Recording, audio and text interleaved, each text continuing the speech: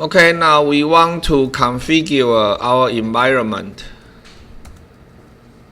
We needed to add the DC bin path. Later, I will show you how to install LC. But first, we needed to install DC bin path first, and the license configuration is 26585. Remember, this is Synopsys software, so the port is 26585. Okay, so we go to OPT EDA -RC EDA. So first, we needed to add the 19 DC bin. Later, I will show you how to install LC. So first, we add the DC bin path setting here, and we add this into our path setting. DC bin here, and since our license setting has add the 26585 here, so we do not need to add this one more time, right? We already configured this.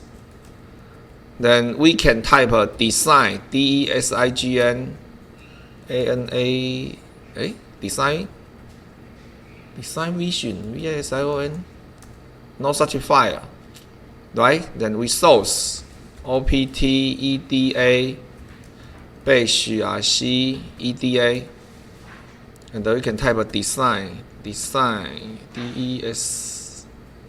Oh, sorry, this is DESIGN design vision GUI. You can type a design vision space -GUI. You can see first. You can see the version is 2024-09-SP2. This is the version we download from TSI, right? And you can see I can open Design Vision here. And if you like, you can let me try. You can import full add RTL here, open 这样子吗？ So you can see design compiler. We can use design compiler to import. This is RTL code, not get label. Let me show you this. Okay, this is always at, right? So this is RTL code, not get label. And we can use design vision to extract. Okay, so basically, design vision, design compiler, the installation is very easy, very straightforward. Then we can type exit. Okay, so the tester command is design vision -GUI.